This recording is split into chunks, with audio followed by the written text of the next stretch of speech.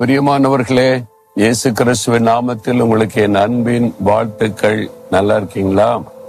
தைரியமா இருக்கீங்களா? பயப்படுற மாதிரி ஏதோ காரியம் நடக்குது இல்ல உங்க வாழ்க்கையில? அதை நினைச்சாலே பயமா இருக்குது, அதை பற்றி பேசினாலே பயமா இருக்குது, என்ன ஆகுமோன்ற பயம் வருது. அப்படி பயப்படுகிற ஏதோ ஒரு காரியம் உங்களை துரத்திக்கிட்டே இருக்குதா? அப்ப அது குறித்து யோசிக்க என்ன வருதுன்னா உள்ளத்துக்குள்ள கலக்கம் வருது. பயம் அதிகமாகும் போது ஒரு கலக்கம், இருதயத்துக்குள்ள ஒரு கலக்கம், ரொம்ப கலக்கமா இருக்குது, ஏதாவது ஆயிரமோன்னு பயமா இருக்குது அப்படிலாம் சொல்லுன்னு தெரியுமா? அப்ப பயத்தினுடைய உச்சக்கட்டம் கலக்கம். அப்ப ரொம்ப இருதயம் கலங்கிறோம் அப்படிலாம் சொல்லுவாங்கல்ல, ரொம்ப கலக்கத்தை இருக்கிறேன்னு சொல்லி. இப்ப ஆண்டவர் என்ன சொல்றாரு, இந்த மாதிரி சூழ்நிலை இருக்கிறவங்களை பார்த்து 2 நாளாகமும் 20ஆம் அதிகாரத்துல 15ஆம் வசனத்துல உங்கள் இருதயம் பயப்படாமலும் கலங்காமலும் இருப்பதாக என்று கர்த்தர் உங்களுக்கு சொல்லுகிறார். நீங்கள் பயப்படாமலும் கலங்காமலும் இருங்க. சொல்றதுக்கு நல்லதா இருக்கு, கேட்கறதுக்கு பயப்படாதுங்க அப்படின்னு சொன்னா அது சொல்றது கேட்கும் போது நல்லதா இருக்குது. ஏன்னா பயப்படுற சூழ்நிலை இருக்குது இல்ல, கலக்கத்தை கொண்டு வருகிற சூழ்நிலை இருக்குது இல்ல, எப்படி பயப்படாம இருக்க முடியும், கலங்காம இருக்க முடியும் அப்படின்னு நினைக்கிறீங்களா? சொல்றவர் யாரு? ஒரு மனிதன் சொன்னா நீங்க அப்படின்னு நினைக்கலாம். நீங்க சொல்லுவீங்க, ஆனா என் பிரச்சனை பெருசு இல்ல அப்படின்னு நீங்க சொல்லக்கூடும். சொல்லுகிறவர் யாருன்னா கர்த்தர். பயப்படாமல கலங்காம இருங்கள் என்று கர்த்தர் உங்களுக்கு சொல்லுகிறார். யார் அவரு? வானத்தின் பூமியை உண்டாக்கினவர், உங்களை சிருஷ்டித்தவர், சகலத்தின் தன் கைக்குள்ள வைத்திருக்கிற தேவன். எதையும் மாற்றவராலே முடியும், எந்த சூழ்நிலையும் நன்மையாக்க அவராலே முடியும், எதையும் தடுத்து நிறுத்த அவராலே முடியும்.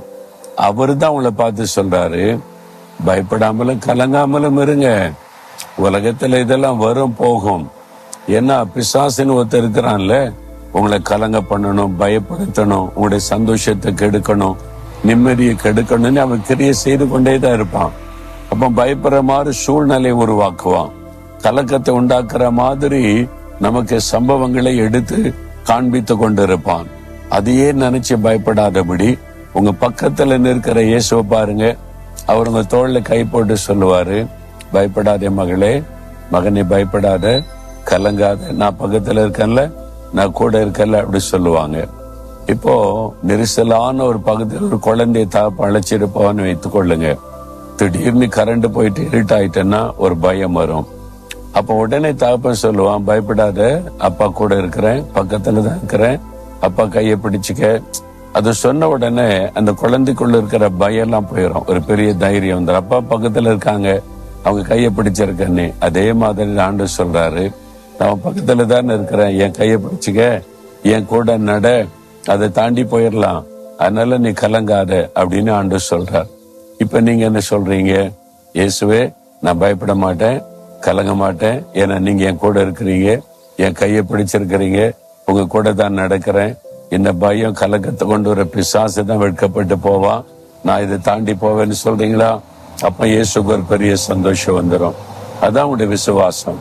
ஆண்டவரை பார்த்து சொல்லுங்க, இயேசுவே, நீங்க என் தகப்பன், எனக்கு எல்லாமே, நான் பயப்பட மாட்டேன், கலங்க மாட்டேன், உங்க கையை பிடித்து கொண்டு நடப்பேன், நீங்க கூட இருக்கிறீங்க, பயப்படுகிற எல்லா சூழ்நிலைகளையும் மாத்திருவீங்க, கலக்கத்தை கொண்டு வருகிற எல்லா பிரச்சனைகளும் மாறிடும். இன்றைக்கு அற்புதத்தை எதிர்பார்க்கிறேன். இயேசுவின் நாமத்தில் ஆமேன், ஆமேன்.